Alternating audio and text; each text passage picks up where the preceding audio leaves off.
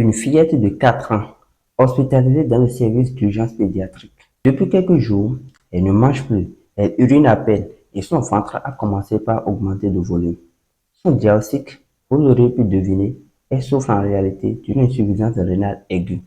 Pourtant, quelques jours plus tôt, ses parents ne lui avaient donné qu'une tisane appelée tisane purifiante pour l'aider à se débarrasser d'une infection quelconque qui aurait survenu les 3 jours précédents.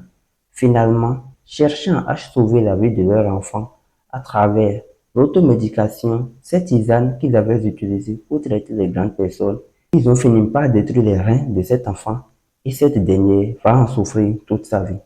Aujourd'hui, je vais vous plonger dans le mystère des cas d'insuffisance rénale qu'on observe souvent chez les enfants, mais que personne n'en parle.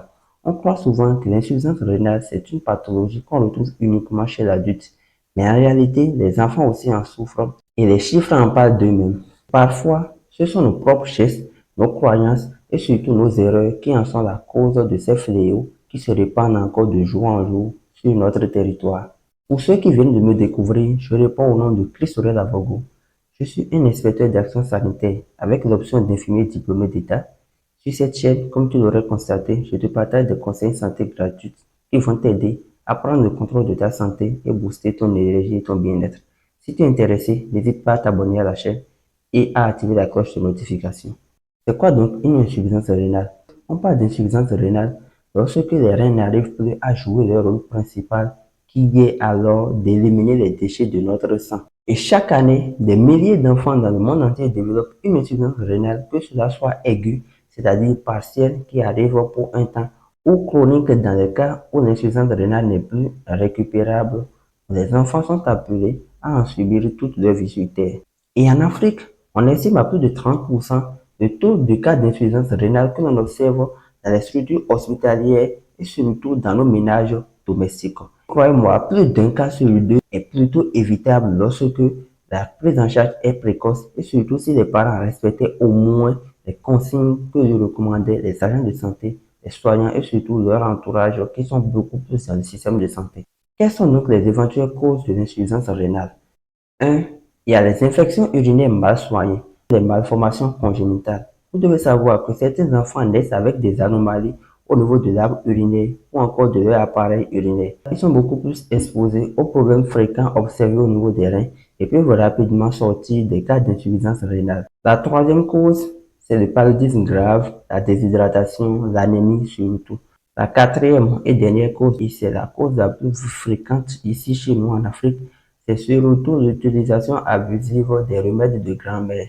Je veux parler surtout de nos tisanes, de nos médicaments que nous utilisons sans pour autant connaître la composition de ces derniers. Et récemment, j'avais même fait une petite vidéo pour vous parler des dangers liés à l'utilisation abusive du paracétamol.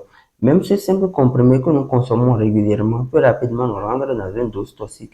Imaginez alors pour les préparations que nous ne connaissons absolument pas la composition directe, surtout la quantité que devrait prendre chaque organisme et la quantité que pourraient supporter nos organes vitaux. Quels sont donc les signes annonciateurs d'un cas d'insuffisance rénale aiguë? Le premier signe, c'est l'absence d'émission d'urine ou la diminution de la quantité d'urine que vous avez l'habitude d'émettre par jour. Nous avons également l'œdème, communément appelé gonflement. Ça peut être pour le visage, les membres inférieurs ou les membres supérieurs. Les cas de nausées et vomissements, des pertes d'appétit, des fatigues chroniques qui ne vous lâchent jamais. Et dès que vous observez l'un de ces signes, je vous invite à ne pas attendre, mais courir rapidement pour aller voir un médecin pour faire consulter et bénéficier de traitements adéquats. Que faire pour éviter le pire? 1. Vous devez bien hydrater vos enfants, c'est-à-dire vous devez leur donner beaucoup plus d'eau à boire, surtout lorsque ces enfants ont de la diarrhée, de la fièvre ou seulement dans les périodes de chaleur. Vous devez éviter l'abus de l'automédication. Vous devez bannir ou éviter au maximum l'utilisation des tisanes et décoctions traditionnelles, surtout pour les enfants. Et pour réussir, il est impératif d'enlever de la tête l'idée de croire que tout ce qui est naturel est inoffensif. Je vous invite à rapidement consulter lorsque vous constatez que votre enfant commence à présenter des signes annonciateurs d'une infection. Tu dois donc comprendre aujourd'hui qu'un rein abîmé ne se répare pas toujours. Et chez les enfants, c'est toute une vie entière qui est concernée. Ce n'est pas chez l'adulte où l'on observe ces cas-là dans un âge un peu plus avancé. L'enfant vit avec un cas d'insuffisance rénale et dans la plupart des cas, ce sont des enfants qui finissent avec une mort précoce. Puisqu'entre les sciences de dialyse et l'hygiène alimentaire, les interdits, tout ce que l'enfant devrait respecter, On n'arrive pas à combler ce besoin et les enfants meurent précocement. J'invite à cet effet chaque parent, chaque soignant, chaque acteur communautaire à veiller à ce que les reins de nos enfants soient fortement et strictement protégés pour ne pas qu'on tombe encore dans les cas d'insuffisance rénale chez ces êtres innocents. Et si cette vidéo vous a appris quelque chose, n'hésitez pas à la partager autour de vous. Laissez-moi un gros pouce bleu et abonnez-vous à la chaîne si vous ne l'avez pas encore fait. C'était Chris Soler, votre infirmier. Prenez soin de vous.